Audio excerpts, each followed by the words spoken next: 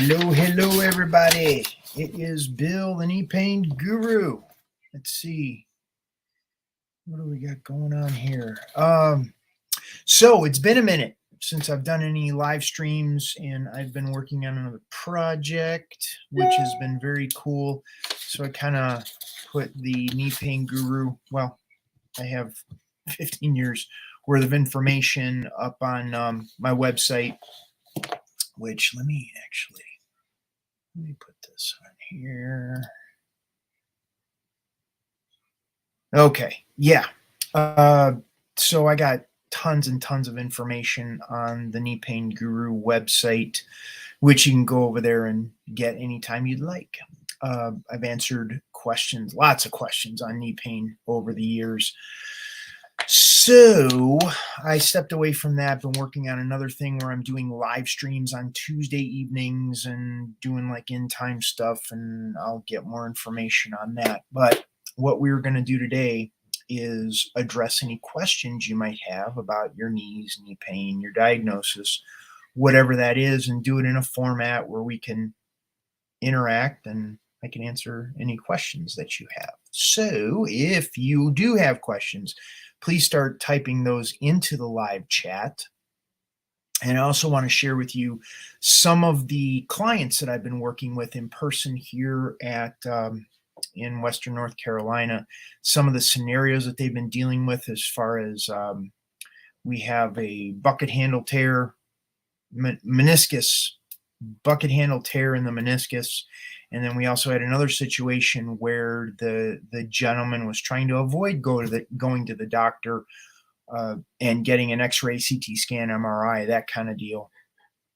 So we're going to get into those. They're kind of fun scenarios. Fun if you want to get out of pain and you're understanding your path of learning about what's going on in the body differently. So anyhow, so we got the bucket handle tear we're going to address today. And anybody that has questions about what's going on in their body, something they might be struggling with, please put those in the comments section. There was another scenario with arthritis that we're going to talk about today. And addressing how we can look at these situations and scenarios differently and empower ourselves with the knowledge and understanding of what's going on in the body. So, okay, first scenario we're going to look at is a bucket handle tear of the meniscus.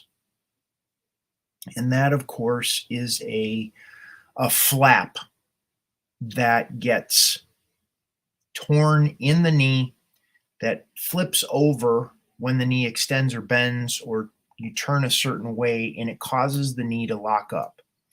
Now, this client that I've been working with was well aware, have known about this bucket handle tear for over a year, but has avoided going to get surgery for a number of personal reasons. There's many people that the distrust or mistrust of the conventional medical model is increasing.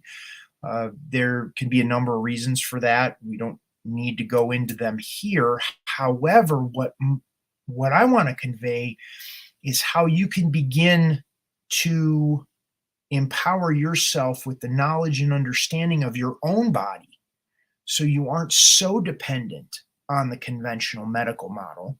Use it in its right relationship to the knowledge that you're gaining about your own body and those that you choose to work with. So now you can make better health decisions. So the client that I was working with that had the bucket handle tear came in for a session on Monday of this week, and we worked on understanding the specific neurological tension pattern that was going on in the knee. There was a medial shift of the femur. So the bone in the upper leg, the bone was shifted towards the midline. there was what is known as a femur override. So the bone in the upper leg was over front and over the top of the bone in the lower leg. And at the same time, there was an external rotation of the bone in the lower part of the leg. Now, this can sound very complicated and tricky, but it's just the snapshot that this person's leg took on as a result of the injury. At the moment of the injury, you think of it like your leg took a picture. And that's what gets locked in your nervous system. And your body just forgets, because it's on some level, it's trauma. Your body forgets how to let go of this tension pattern.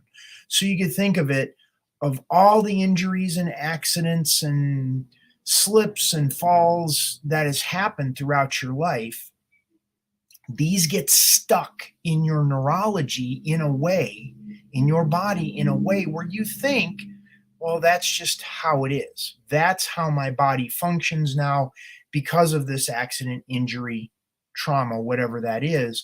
That's just not true. However, back to the bucket handle tear, David, which was the client I was working with, we recognized this pattern, the medial shift of the femur, the shift of the femur forward, as well as the external rotation of the lower part of the leg. Now I was able to give him tools that he could begin to get his own knee unlocked whenever that flap came over. He's also looking into, and this is his own study, nutritional supplements, changing his diet, reducing inflammation, certain exercises that he would do to strengthen the tendons, ligaments, and fascia within the knee joint itself that are complementary with what I shared with him in terms of getting his knee unlocked and then stabilizing this knee joint so this meniscus tear isn't such a dominant thought in his head with all the fear that goes along with it. So if that's making sense, make sure to give the video a thumbs up, like and subscribe to the Knee Pain Guru YouTube channel. Turn on notifications for future videos as I do these. Right now we're doing them periodically based on the questions that come in or the situations that I'm working with. Kind of like a situation report and update. If you're on the live stream right now, please say hello, share where you're from, what you may be dealing with right now. It'll be kind of fun to talk about what you have going on and give you some insight, shift your mindset, your understanding about what you're dealing with. That people, you can feel stuck a lot of times.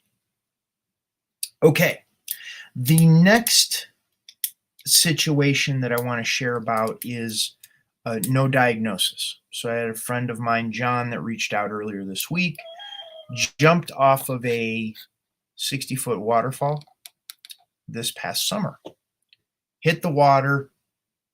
Something didn't quite feel right. Nothing really hurt or didn't hurt. But over the past 5 to 6 months, this has built up in his system where now there's tension and kind of a irritation that goes up into his hip and lower back, stuff going on in the knee, stuff going up the side of the leg where the IT band is. And so what we were working on with John is to kind of manage expectations of what can be looked at in his knee. Another gentleman who didn't want to go to the doctor, didn't want to get the x-ray, CT scan, MRI, and get an official diagnosis, which is not necessarily a bad thing. I would suggest anybody who begins working with any sort of physical ailment to make sure you do go to the doctor, get that checked out first. That's always a good first step.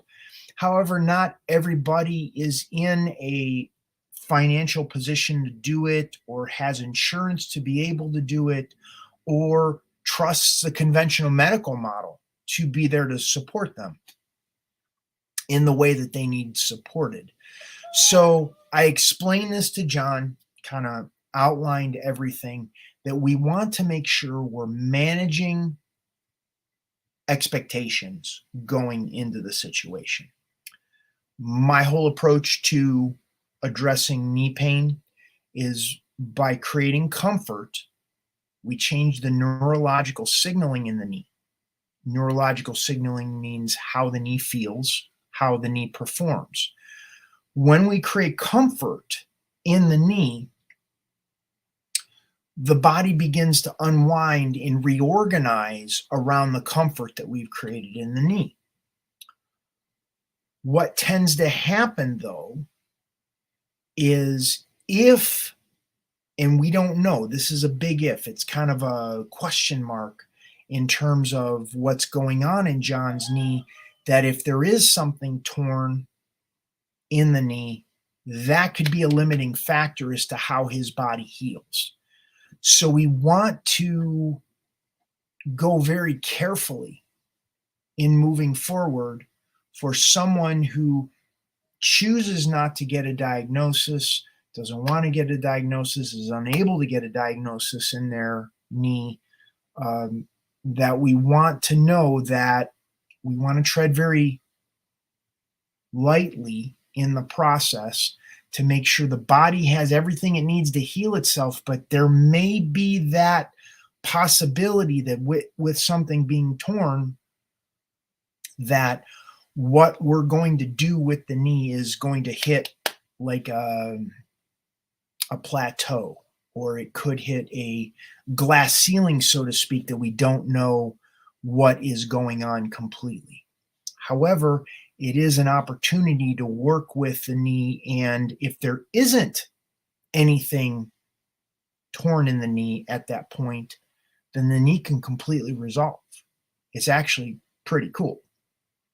However, we have to manage expectations going into it if someone chooses to avoid the conventional medical model in that process. So that was the second situation that I've been working with clients here locally. First was a bucket handle tear. Second was a no diagnosis in terms of what was going on with the knee. And the third is a situation, a scenario with arthritis. Once again, if you have any questions, anything that I said doesn't make sense, there is anything you'd like to share, your situation with your knee,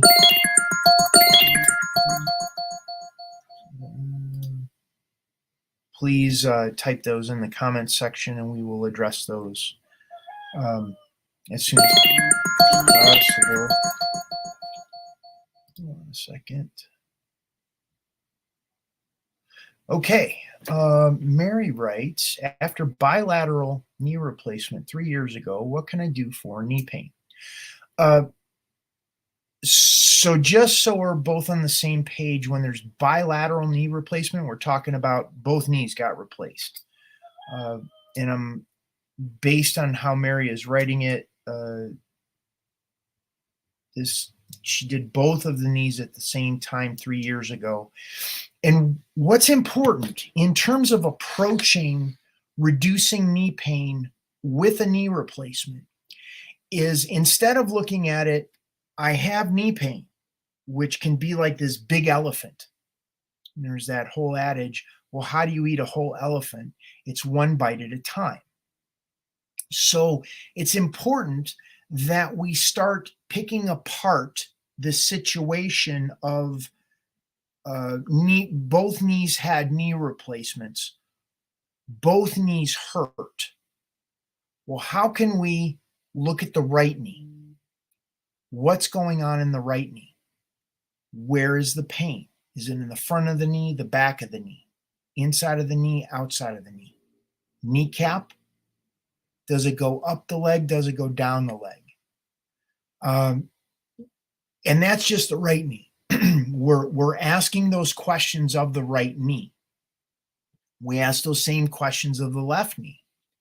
Because what happens is when we have pain, there's a disconnect. There's a level of trauma that Mary's knees have been through. There was a period of time that the pain got so bad in her knees that she couldn't handle it anymore. And then she went to get a knee replacement surgery, which is a whole nother level of trauma imposed on the knees. And then there's the therapy after the trauma that's been experienced leading up to the knee replacement surgery itself, and then post knee replacement, that we need to, the brain disconnects from these parts of the body because it can't process all of the experiences that the knees have to offer at any one given time. So as we ask these questions, and this is part of, see now the conversation begins to change. After bilateral knee replacement 3 years ago, what can I do for knee pain? So that it's in the kneecap, hurts more going downstairs. Once again, we got two knees. We need to understand right knee, left knee. And this is a general process to go through no matter what type of knee pain you have. If it's you had a ligament reconstruction, or you had a meniscus repair, or you had a knee replacement surgery, we have to begin to ask these types of questions to connect the brain with the part of the body so we can develop a comprehensive strategy to get the knee out of pain. And when we're looking at creating comfort in a specific part of the knee, the right knee or the left knee, we have to have a customized approach. So the comfort that we're going to create when the kneecap hurts, when we're going downstairs, is going to be different than the comfort that we would create in the kneecap going upstairs. So you can see how we're niching down and getting more and more specific to develop a customized strategy for how Mary would create comfort in her kneecap. Okay, now more continues to come out, and this is part of how I work with clients, that the more specific we can get in addressing the pattern that is causing the pain, the more we can customize a specific approach, specific strategy to get the knee out of pain. So Mary continues, that was the right knee, left knee hurts in kneecap going upstairs. So we have an opposing pattern in the right knee, which hurts going downstairs. The left knee hurts going upstairs. So we have a different strategy to get the what's going on, releasing the tension patterns in the left knee and the right knee, addressing the kneecap. First and foremost, make sure your water intake is real good. Water is, we're addressing your nervous system. When your body is dehydrated, there's a tendency for the body to be in more pain at a baseline. Water conducts electricity. Your nervous system is an electrical system. So the signals of your body trying to reorganize itself gets inhibited because the body is dehydrated. So beginning to increase your water intake is going to give us an idea of how we could begin setting the foundation to get your body, your knees, setting it up for a success to get you out of pain as quickly as possible. Now, just to manage Mary's expectation, there's a lot going on, especially if you've had 2 knee replacements. That was 3 years ago, and we have to go back because your body holds the memories of all of your your body is a sum total of all the experiences that you've lived, that you've experienced: accidents, injuries, surgeries, traumas, car accidents, slips on the ice, whatever that is. That builds up in the neurology, and then it leads to the pain in the knees, the dehydration of the knee joint, the building up of the arthritis, the degeneration of the joint, the need for the knee replacement. And now we're 3 years on the other side of that, looking at how we can get the knee out of pain. So there's definitely some work to do. This is something that getting your mindset in a way to understand that this is going to be a journey. It's not necessarily a destination. Health is a moving target, and what we experience on a daily basis, there are things we can do that improves our health. There's things we can do that compromises our health. So we want to do more that's going to improve our health, that optimizes the body's ability to heal what's going on and minimize how it's causing discomfort. So the first thing I would point Mary in the direction of is increase your water intake. See how that feels. Then looking at these tension patterns that she started going into, as far as the opposing tension patterns in one knee, one leg, the right leg as opposed to the left leg, and then looking at working more. Like there, I have right down below, reaching out.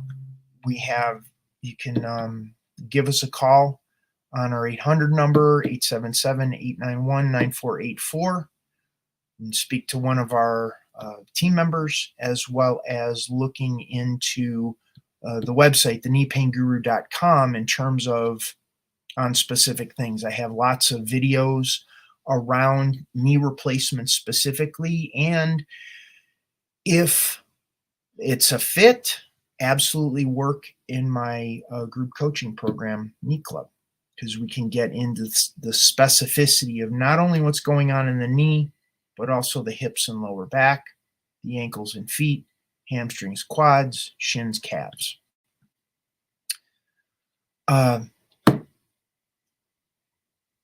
So the piece that I want to address right now is the understanding of arthritis. That was one of the other clients that I've been working with recently. It's on arthritis. And there's an interesting piece, of course, Mary. There's an interesting piece around arthritis. All diagnosis of arthritis is dehydrated joint. You can verify this with your doctor, your surgeon, your physical therapist. On your medical sheet, it'll write on there if you got diagnosed with arthritis, whether it's the initial stages of arthritis or it's getting into degenerative arthritis, advanced stages of arthritis, bone on bone. All diagnosis of arthritis is dehydrated joint. And what happens is when the knee, and this goes back what we were talking about with Mary, when the body doesn't have enough water, the body begins to dehydrate. And when the body doesn't have enough water and it dehydrates, it goes to the bones and the synovial fluid in the joints to keep the body functioning properly. And it robs water from the bones and the synovial fluid in the joints to keep the blood and the brain and the organs functioning properly. This makes sure it keeps you alive, essentially. When it robs the water from the bones and the synovial fluid in the joints get dehydrated. When the joints get dehydrated, they rub and they irritate the nerves in the knee, causing more pain. That rubbing begins to degenerate the joint. So if you ever look at, we can try it here. Let me share my screen. I'm going to do arthritis image, knee arthritis image. Let me do that.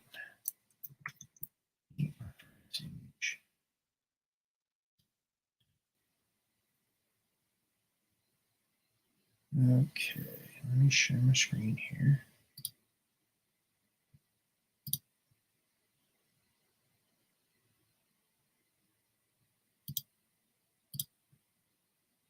Okay, here we go. Knee arthritis image.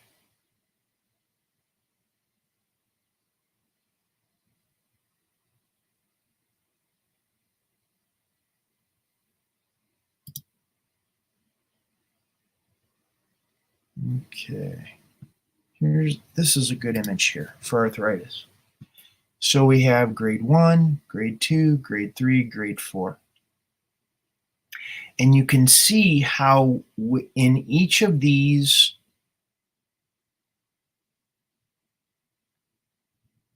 on this grading scale, you look at how the joint space begins to degrade. And there's less and less space because the tension in the joint begins to, there's less space, there's more tension, so there's less space in the joint. The less space in the joint, the more the joint is wearing. And I actually want to get another picture. This would be a good one right here. Okay, arthritis.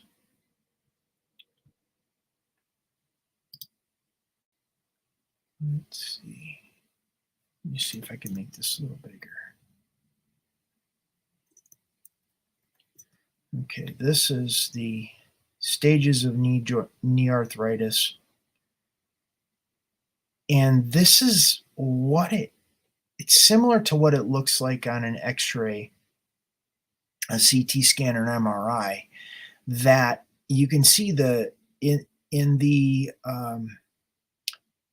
beginning stages, the joint is going to be pretty smooth, but then as the joint begins to dehydrate, you get these issues in these specific areas where the joint is cracking.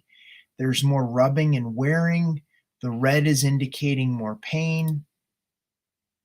And that's what I'm talking about, is the more the body's dehydrated, the more the joint squeezes together and the more the joint dehydrates, and it compounds on itself.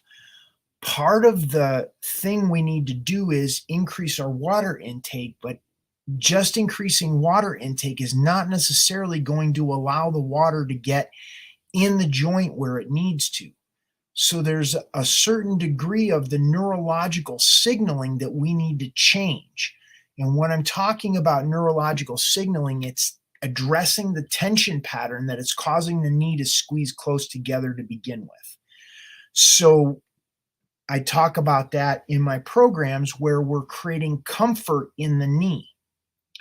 By creating comfort in the knee, we cause the knee to feel safe, supported, and listened to, and it expands or relaxes the joint. When the joint relaxes, there's more space that's created.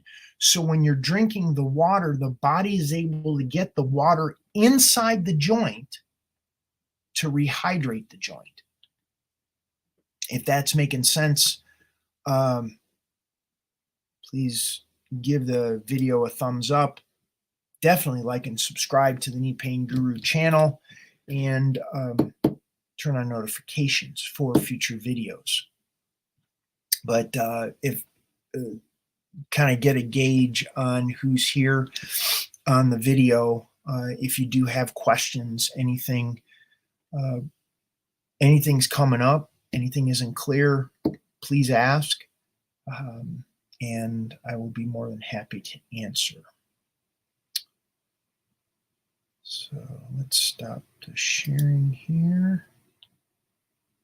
We've been going about a half an hour. That's a good amount. I'm going to play a short little video here about my knee club program. Just to give you an idea, this is the group coaching program. We meet on Mondays and Thursdays. And I have specific videos. So the situation with Mary, when she was talking about that her kneecaps hurt, her right knee hurts going downstairs, her left knee hurts going upstairs. The right knee, we're going to have to address a tension pattern when the knee is bent, whereas her left knee, we're going to have to address a tension pattern when the knee is straight. We also have to look at what's going on in her hips and lower back. And that's where I have specific videos that are pre-recorded, and I would point Mary or whatever you have going on in your knees, hips, lower back, ankles, feet, neck, shoulders, to create comfort in those areas of your body. So, okay, I'm going to play the short video. I'll be back to wrap it up, and then we will see you on the next one. Let's go.